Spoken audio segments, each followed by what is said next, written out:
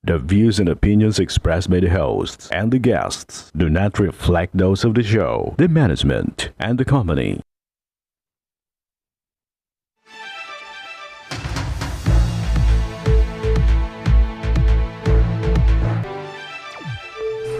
Magandang hapon sa iyo, partner. Live na live po tayo ngayong araw ng Lunes para magbigay ng serbisyo publiko. Magandang hapon sa iyo, partner, at siyempre sa ating mga masugid na taga-subaybay. Live din po tayong napapakinggan sa 90.3 Radyo Oragon Sorsogon, 88.3 sa Catanduanes, 90.7 sa Legazpo City, at live na rin tayong napapanood sa ating YouTube account. Umpisahan na natin, partner, ang pagbibigay ng serbisyo publiko. Makakausap natin via Zoom si Rhea Tabauzares, partner, or Tabao Suarez, ina ni Francine na 6 na taong gulang at may iniindang sakit na cerebral palsy. Nasa ating tanggapan sa NCR Satellite Office sa Kongreso. Magandang hapon po sa iyo, Ma'am Rhea. Magandang hapon po, ma'am. Opo, Ma'am Rhea, kumusta po ang kalagayan ngayon ng inyong pong anak? Bali ngayon po si Francine nasa bahay po. Hindi naman po siya naka-admit ngayon. Okay po siya ngayon. Opo, Ma'am Rhea, kailan po nagsimula na lumabas po itong sintomas na mayroon pong cerebral palsy, ito pong si Francine? Bali po, nabuntis po ako sa kanya ng year 2016 po. Tapos, pinanganak ko po siya ng June 2017. Pero nakita po yung sa ultrasound pa lang na meron po siyang hydrocephalus po. So, Hydrocephalus, clubfoot, may cleft palate din po siya, focal epilepsy, laryngomalacia, cerebral palsy. so marami pong iniindang sakit ito pong si Francine. Pang ilang anak niyo po itong si Francine, nanay? Panganay po. Panganay. So, ilan po ba yung anak ninyo? Bali, si Francine po ang panganay namin. Yung bunso po namin is kamamatay lang po nung March, kakapanganak ko lang po. So, dalawa sana, pero namatay po yung pangalawa niyong anak. So, nag-iisa na lang po itong si Opo. Francine. Opo. So, Opo, nag-iisa na lang po ulit siya. So, ikinalulungkot po namin. Ano po, nanay, medyo masaklap, mabigat po itong inyong pong pinagdaraanan. Opo, ma'am, masakit po sa totoo lang. Okay. So, nanay, kumusta po ngayon kayo ni Mr. ninyo? Paano nyo ngayon hinaharap ang pang-araw-araw na pag-aalaga sa inyong mga anak na may sakit? Ngayon po, sa totoo lang, ako rin po may iniindang karamdaman kasi na-diagnose po ako ng may type 1 diabetes po ako. So, ano po ang hanap buhay ni Mr.? Tapos, ang asawa ko lang po nagtatrabaho sa amin, Lalamo Rider po siya pansamantala lang habang hindi pa po siya nakakahanap ng regular na trabaho. So, sapat ba naman yung kinikita ng Mr. mo para sa pang-araw-araw na pangangailangan po ninyo? Sa totoo lang po sir, hindi po sapat kasi nangungupahan po kami. Kaya po nagtsatsaga po akong lakarin yung mga guarantee letter, mga panggamot po ni Francine. Tapos yung pagkain po namin, minsan po, nanay ko po ang nagbibigay. Kasi po yung kinikita ng asawa ko, pinambabayad lang namin sa bahay, ilaw, tubig po. Okay. Nanay, nabanggit nyo na maliban sa anak nyo, kayo rin ay may iniindang sakit. Gaano kahirap Opo. ang pinagdaraanan nyo ngayon na may sakit yung anak mo? Ikaw pala may sakit ka rin. Sobrang hirap po sir kasi lalo na asawa ko lang po yung nagtatrabaho sa amin. Pero kinakaya po. Pagtsatsaga lang po lakarin yung mga pangangailangan ni Francine. Lumalapit po sa mga ahensya ng gobyerno, kagaya po dito sa Ako Bicol Party List po. Okay. So, nilalakad mo yung para sa sakit ng anak mo, nanay. Baka naman nakakalimutan mo na rin yung gamot para sa'yo. Yung sa totoo lang po, yung gamot ko kasi sir, wala sa ospital, kaya hindi ko po malakad yung guarantee letter po. Kaya cash po talaga namin binibili yung para po sa akin.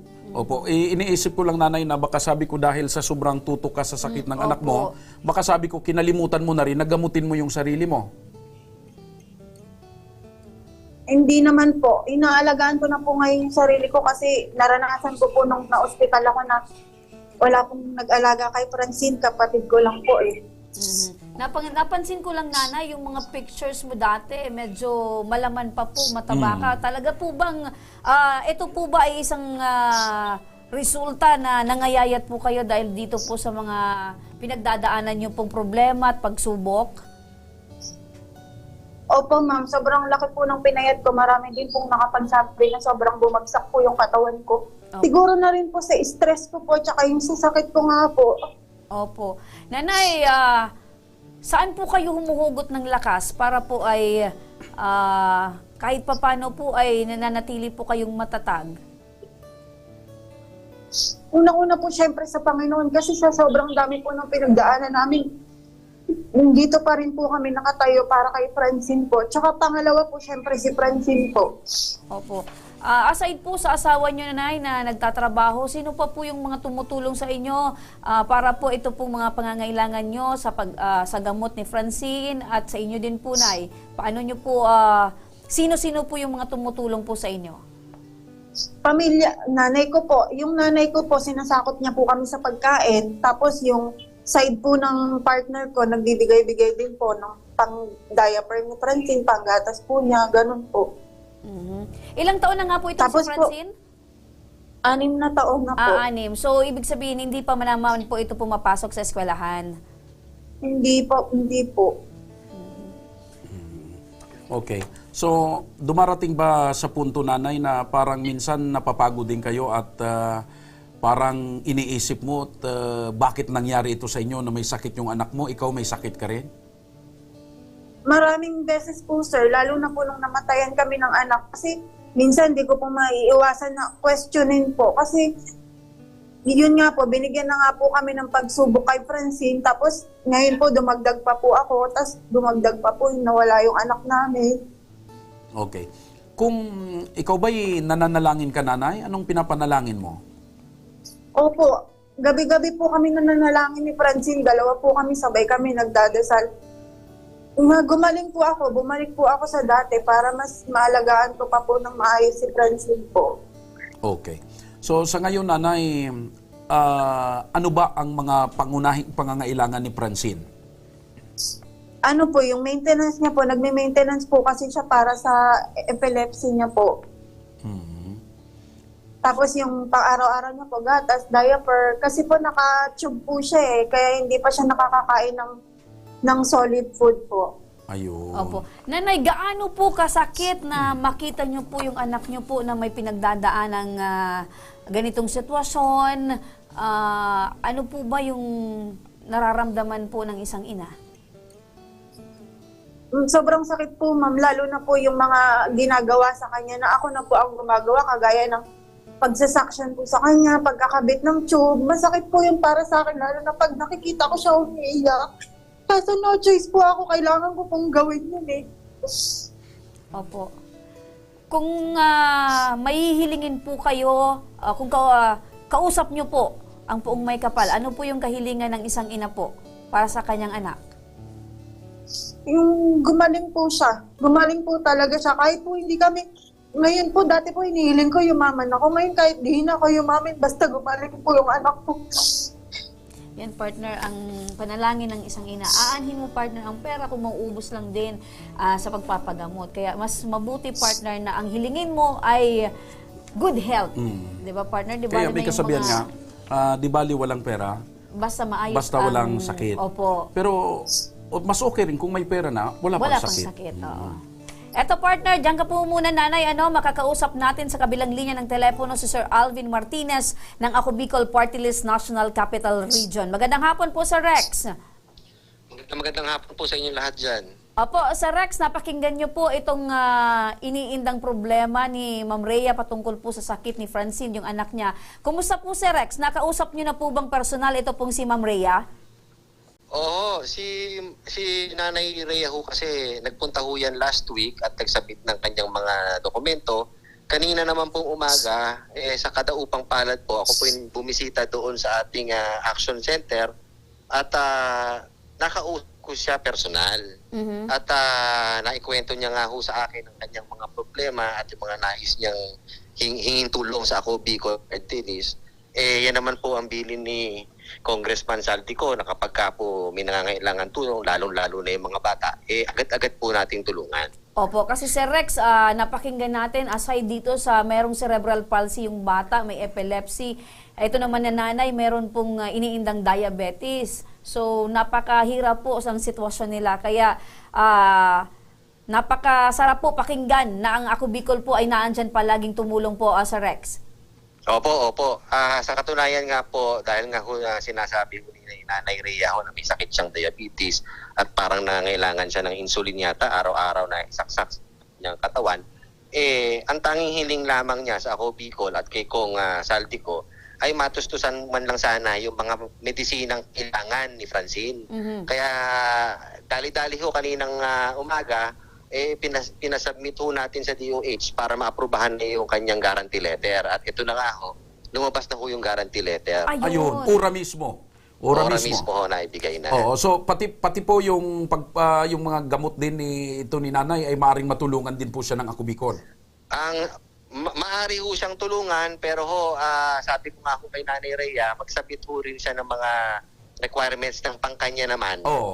Bukod kay Francine para matugunan natin ang pansin. At Ayan. So may separate requirements. Opo. Yung naisubmit kasing requirements para doon Para sa kay, bata. sana, kay Ito Francine. yung para sa nanay naman. Opo. Pwede pa. Pero yun, partner, ay garantiya na talagang tutulong yung At Ako saka Bicol ura Party mismo. List para Ura kay mismo nanay. prinoseso nila Sir Alvin kanina. Opo. Meaning to say po, sa Rex, ngayon din pong araw na ito ay maibibigay na po natin kay Nanay Rhea ito pong guarantee letter.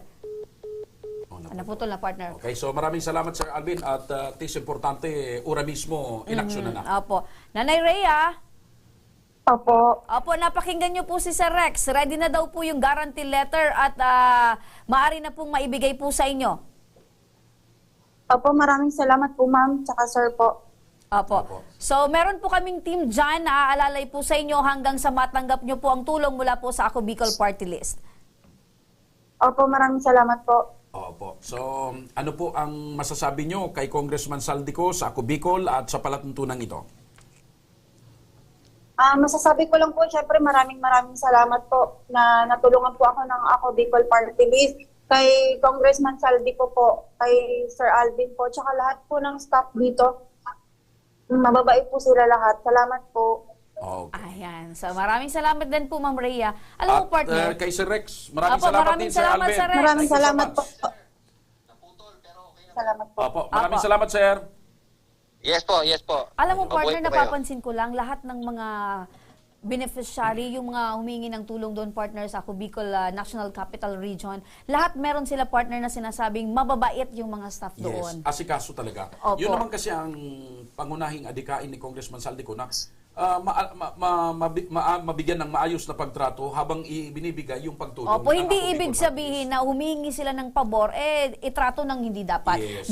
Dapat, partner, ay Maayos hindi na tama. pagtrato. Dapat Maayos maayos. na pag-alalay at pagtulong. Tama ka dyan, partner. At hindi na lang naman, partner, doon sa National Capital Region. Kahit dito. Mababait yung staff. Kahit dito, partner, at saan man pong probinsya ng Bicol Region. Opo. Sa pagbabalik ng Ako Bicol Tabang Ora mismo, sa ating Tabang Ora mismo update, gamutan ng isang ginang na tinubuan ng bukol sa kanyang likuran matapos turukan ng anesthesia ating natulungan sa kanyang pangangailangang medikal. At isang misis naman mula sa Los Baños, Laguna, humingi ng tulong para sa gamutan ng kanyang mister na mayroong bladder cancer. Ang ating pagtugon niyan, abangan. Kaya huwag kayong bibitaw mga kaaksyon dahil magbabalik pa ang Tabang Ora mismo.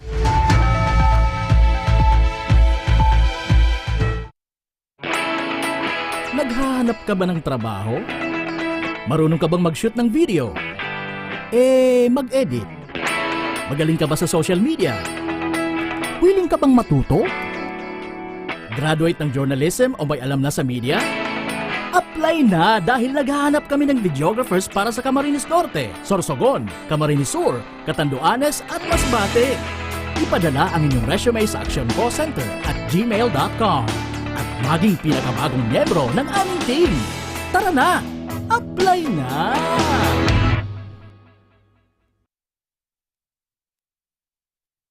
Nangunguna pa rin sa pagpapagawa at pagpapaayos ng mga kalsada sa buong Kabikulan, mga panturismong infrastruktura, Kaya salamat sa Ako Bicol, tadakulan ang tabang digdi sa muya. mga paaralan at mga gusaling kapaki-pakinabang.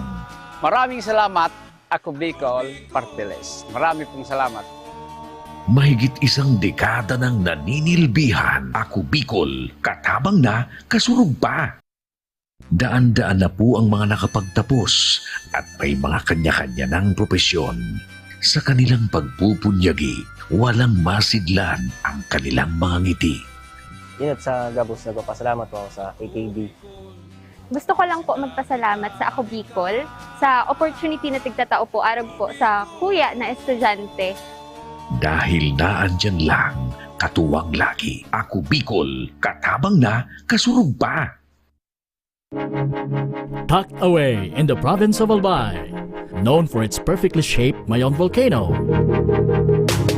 Misibis Bay Resort, a locally owned 5-hectare private island resort. The resort is ready for all those looking to balance tranquility and adventure. This tropical destination is where guests can either choose to relax under the palm trees or have an adventure under the sun. It features modern and luxurious rooms and villas, recreational facilities, and sophisticated services.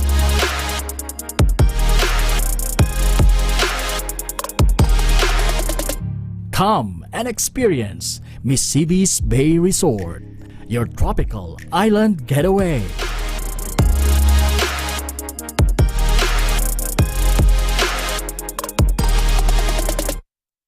Problema sa tubig, agarang binigyang solusyon. Nagpatayo ng mga solar-powered water supply system sa mga liblib na lugar. Libre, malinis at maaasahang supply ng tubig 24/7. Dakulaang ng pagpapasalamat niya mo dahil may ikamalilingan habang kami nabubuhay. Dakulaang nining tabang para sa gabos na tao digdi. Salamat po. Para sa ating mga kababayang nasa laylayan, Ako Bicol, katabang na, kasurug pa. Libo-libo na ang mga nabigyan ng tulong medikal. Bata, matanda, kahit sino man, lahat ng mga may karamdaman, may maaasahan. Nagpapasalamat sa Ako Bicol Party List. Hindi po namin makakalimutan ang tulong na dinala ninyo dito sa aming bayan. Maraming salamat po.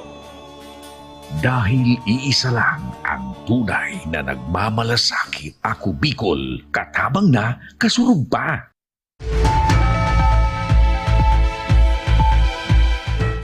Nagbabalik ang Ako Bicol Tabang Ora Mismo. Ito naman partner sa ating Tabang Ora Mismo update, gamutan ng isang ginang mula sa Sorsogon na nagkaroon ng malaking bukol sa kanyang likuran matapos siyang maturukan ng anesthesia. Ora mismong tinugunan ng Ako Bicol Party List at ng ating programa. Ang buong istorya ni Charo Inahe, panuuri natin sa kwento ni Aika Ferry.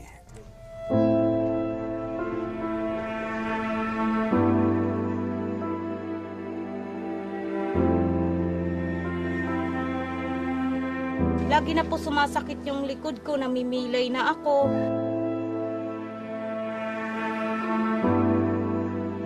Hanggang po sa nagliit na yung mga paa ko. Tapos hanggang sa hindi na ako makalakad. Pero nakaya ko pa naman po nung kahit pilay-pilay ako na Kasi sabi ng doktor sa akin, yung sa spinal na mga ugat, konektado sa paa. Kaya hindi na ako nakakapaglakad. Magkano lang kinikita sa katulad kung isang lang sabi sa construction lang, provincial rate ang kita.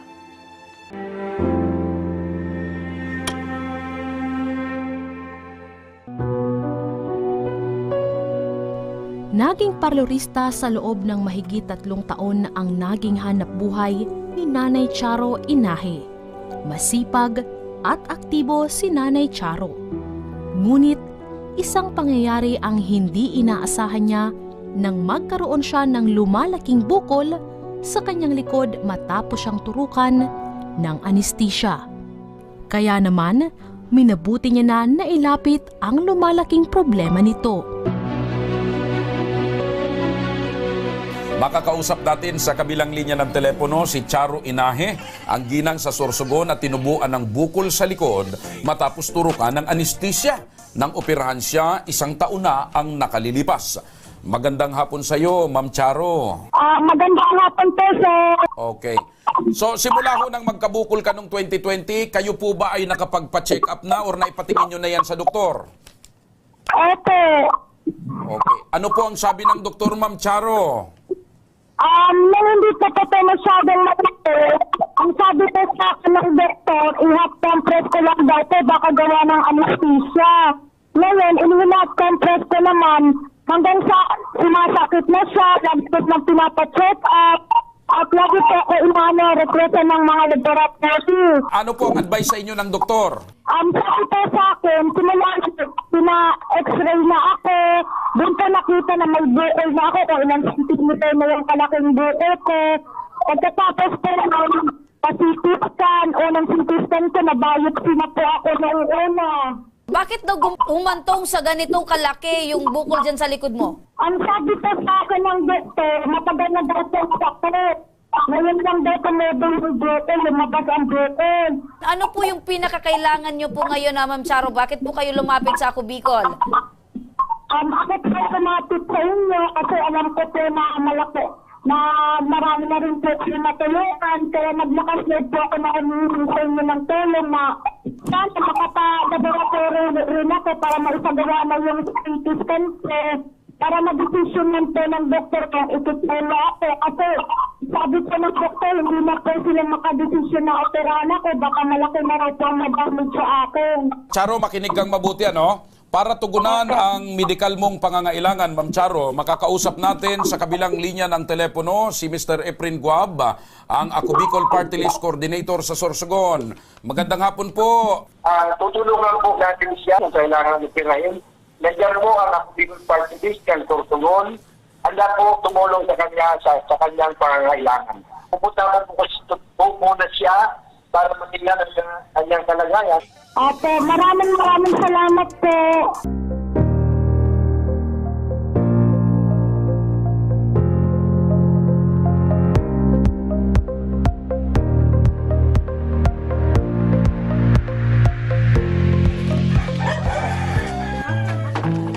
Nang maabot ng team ang kinaroroonan nito, isang payat at nanghihinang Charo ang aming natagpuan. Dahil ito sa lumalaking bukol sa kanyang likod, ay hindi na maayos ang kurba ng kanyang katawan. Nagsimula po to nung nagkasakit ako noon, chikungunya bago mag-pandemic. Na-confine ako sa ospital, gumaling naman yung chikungunya ko, nakasurvive ako noon. After mga months, nakaramdam ako na sumasakit yung tagiliran ko, yung bandang kanan. Tapos nung na-hospital na confine ulit ako kasi hindi ko kaya yung sobrang sakit, na-findingan po ako ng appendicitis. Tapos dali-dali po ako nang dinala sa provincial para maoperahan agad. Tinurukan ako sa likod sa spinal ng pangpamanhid. Nakaramdam ako ng sakit ng likod. Baka nga dala lang ng anesthesia, kung manhid lang na ano. Tapos yun, nag-hot compress naman po ako, hindi nadala. Isa sa mga nakapanayam ng Team Tabang ang pangalawang ama ni Charo na siyang nag-aasikaso sa kanya. Bilang isang magulang, ang hangad ko sana gumaling ulit siya, makabalik siya sa dati niyang galaw, katawan. Bilang isang nanay na siya sa mga anak niya, magampanan niya yung obligasyon niya. Hindi katulad dati, nakikita ko yung mga anak niya, ang lilinis. Ngayon, baliktad. Imbis na siya mag-alaga, siya ang inaalagaan ng anak niya. Kaya sana sabi ko, panalangin ko sa Panginoon, manumbalik ang dati niyang sigla, pangangatawan niya. Ang dating siya, hindi katulad ngayon na halos butot balat na siya. Hindi mawari sa mukha ni Charo ang lungkot na dinudulot ng kanyang pinagdaraanan ngayon, lalo na't sanay siyang aktibo sa kanyang buhay. Wala na, totally talagang kumbaga wala na siya may tulong. Siya na talaga kailangan tulungan. Magkano lang kinikita sa katulad kung isang, sa construction lang, provincial rate ang kita, 465 a day, hindi pa nakakabuo ng isang linggo dahil tuwing Webis, nandito ako sa kanya mag-aasikaso.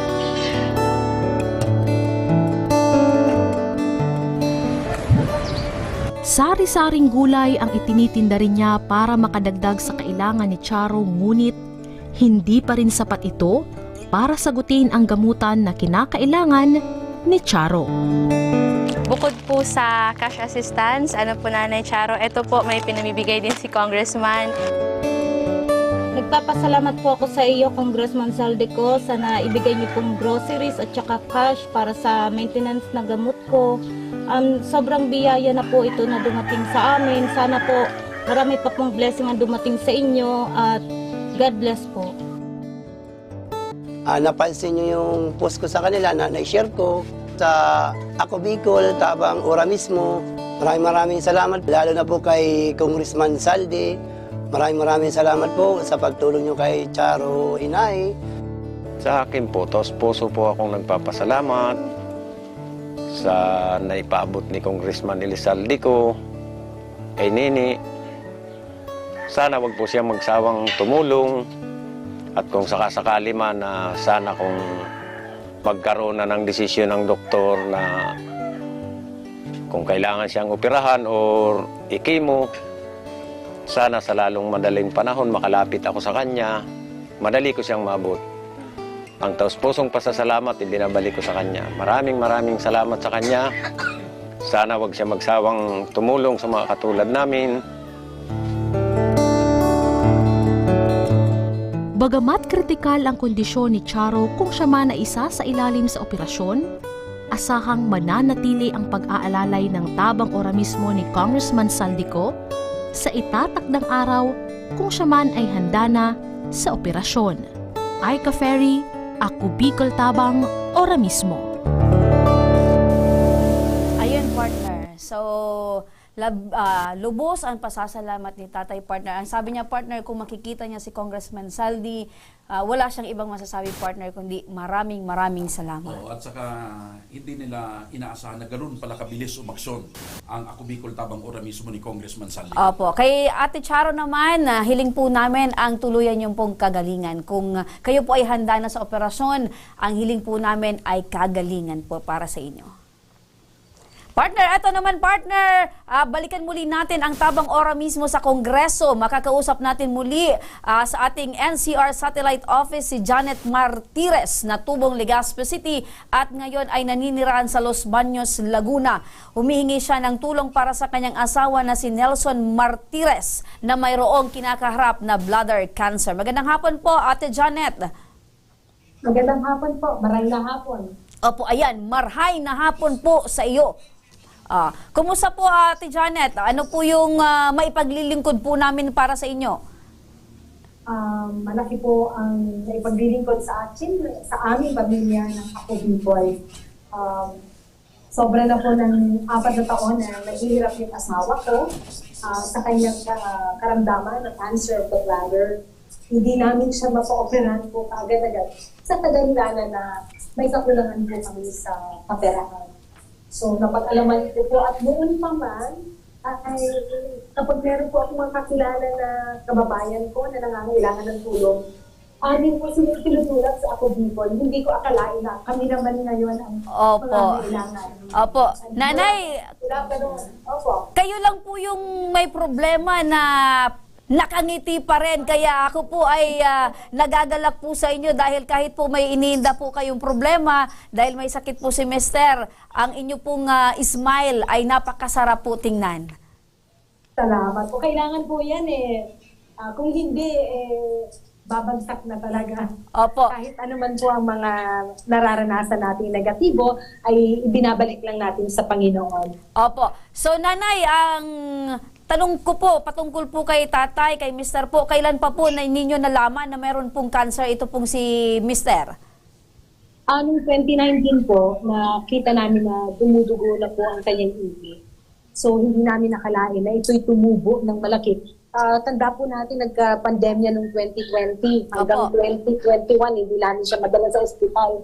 Dahil wala rin po talaga kaming kaperahan. So, tiniis po ng asawa ko araw-araw para siyang talaga nakakaranas po siya ng mga dugo na lumalabas sa kanya. Mapula ang ihi niya at meron po talagang mga buhay na dugo, kumbaga. So, mas ang tumiis po yung asawa ko. Physically, emotionally, talagang itinis niya yun. So, nalaman na lang po namin ngayon, talagang halos 1/3 na po ng bladder niya ang bukol. at kinakailangan na po na ngayon ay tanggalin mismo yung bladder. Nang sa gayon ay mas mabuhay siya ng a little normal than usual. Opo. Nanay, ibig sabihin po may mga na-undergo naman pong gamutan ito pong si tatay. Opo. In fact po, ma'am, ito po'y pangalawa niya na pong operasyon. Yung una pong operasyon ay tinanggal muna yung bukol para masiguro kung talagang ito nga ay cancer o hindi man. Opo. Kumusta naman po, Nay? Meron po bang pagbabago simula nang tinanggal po yon? Kumusta po yung sitwasyon ni tatay? Malaki na rin po ang pagbabago kasi kahit papaano ay naibsan na, nabawasan na, halos hindi na masyadong madugo po. Pero ang nakikita ko, syempre, asawa ko, nararamdaman ko rin po na, syempre po, may kaba, dahil kailangan na rin, may immediate need na po na tanggalin. Otherwise, baka po metastasize na siya. Okay. Nanay, matanong ko lang po, ano ho ang trabaho dati ni Mister bago pa nagkasakit? Opo, salamat po sa tanong. Siya po ay isang manggugubad. Siya po ay isang forester. Uy, mahalaga ang papel na ginagawa na niya para sa ating kalikasan. Tunay. Opo. So simula po nang magkasakit siya, hindi na siya nakakapagtrabaho. Opo, kailangan ko muna po siya kasi papahingahin kasi halos araw-araw po. Ganun talaga yung nararanasan niya for 3 years. Opo. So meron lang po siya ng mga, everyday kailangan lang na obserbahan din namin siya. Gaano po katagal na naging forester si Mister niyo po? Naku, mga 40 years na siguro, sir. Ang tagal na. Mula pong nakagraduate siya. Mahaba-habang serbisyo, no? Okay. Maisingit ko lang, partner, maisingit ko lang kay nanay kasi si Mister ay isang forester. Tapos nagkasakit ng ganito kalala, ang ihi niya, partner, dumudugo. Pumasok po ba, nanay, sa kaisipan niyo na baka si Mister ay nanuno dahil palagi siya, partner, na nasa forest? Maraming ganun, partner, sa gubat or naingkanto. Pumasok din po ba yun sa isip niyo, nanay? Siya nga po, ano posible. Pero naniwala po kami na talaga medically dahil po talaga yun sa ibang bagay. Opo. Naitanong ko lang yung nanay kasi meron po tayong mga kababayan na lalo na dito sa Bicol na ganun yung paniniwala, partner. Okay. Nanay, kayo, ilan ho ba ang lahat na anak ninyo ni tatay? 2 po. 2 pong lalaki. Okay. May mga pamilya na rin ho ba? May mga trabaho na? Wala pa. Mga binata pa sila hanggang ngayon. Ang isa po ay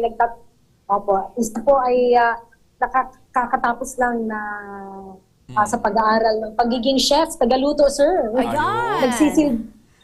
Nagsisilbi po sila, sir, sa mga disaster areas. Ayun. In fact po, recently, yung kanilang samahan ay nagluto po ng fresh hot meals doon sa Ligaw para sa Mayon victims. Palagi po silang pumupunta sa mga disaster areas. So, matanong ko lang, nanay, so ngayon, paano nyo po natutustusan yung pang-araw-araw nyo pong pangangailangan na mag-asawa at kasama po yung mga anak po ninyo?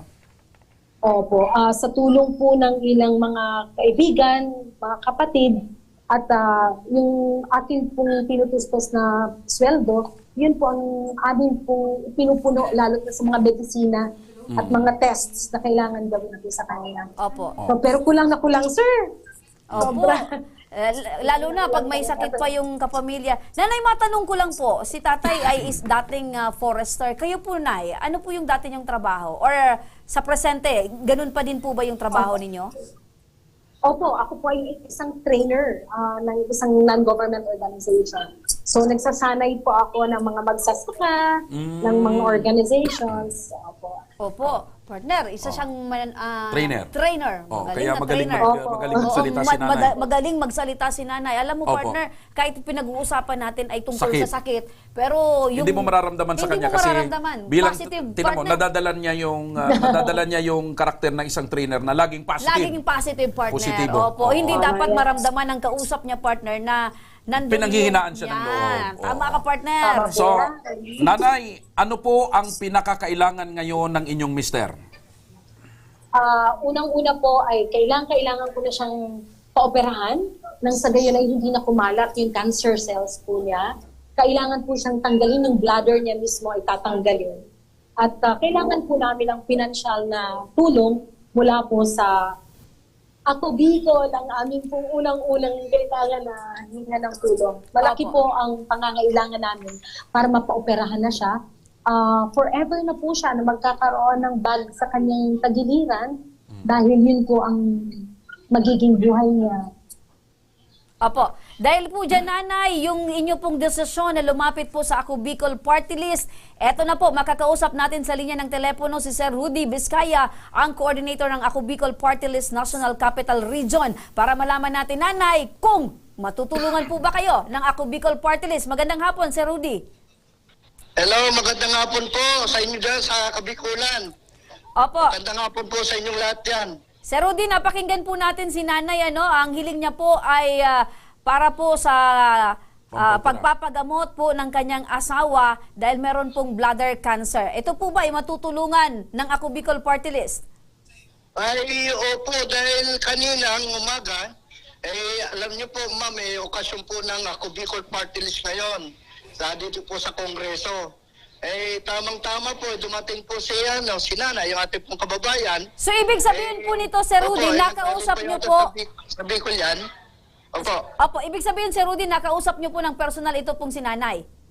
Opo, may actual na pumunta sa ating lamesa yan at humingi ng tulong at sa katunayan yan, umiiyak pa po yan dahil sa kanyang asawa nasa ospital sa Jose Reyes Hospital Medical dito sa Tayuman, Manila. Tayo naman bilang isang Ako Bicol Party List na staff na in charge dyan sa assistant na yan, dali-dali ko naman inutusan yung aking staff na gumawa kagad ng guarantee letter para dyan sa ating kababayan upang matugunan na niya yung babayaran po sa Jose Reyes Hospital. Opo. Ano po yung tulong na maibibigay po natin sa kanya? Guarantee letter, ibig sabihin po, yung mga problema ni Nanay po sa ospital patungkol po sa kanyang asawa ay sagot na po ng Ako Bicol Party List. Opo, dahil po, sabi niya, kailangan pong tulong, kailangan hospital bill, medicine, procedure, lahat po yun, pinapilapan ko na yung dapat pong pilapan para makita po natin kung ano po mga kailangan niya sa hospital. Opo. At yun po, nakita ko po yung mga procedure po niya. Okay. So, Sir Rudy, ora mismo nating mabibigyan ng asigurasyon o assurance si Nanay na yung kanyang kahilingan para sa kanyang asawa ay sagot na ng Ako Bicol. Ay, opo. Ito po, pinapayos ko na po yung guarantee letter niya para madala na po sa ospital. Sa ospital yung guarantee letter para naibigay na puro sa malasakit sa ospital. Ito pong halagang pong ito na pinagkaloob po ng Ako Bicol Party List sa mga magitan po ni Congressman Elizalde ko at Congressman Jill Bugalon. Na pinabibigay na po sa kanya para maayos na po ang lahat. Okay. Sir Rudy, maraming salamat sa inyong mabilis na pagtugon. Mabuhay ang Ako Bicol Party List. Thank you so much, sir. Maraming salamat din po sa inyo.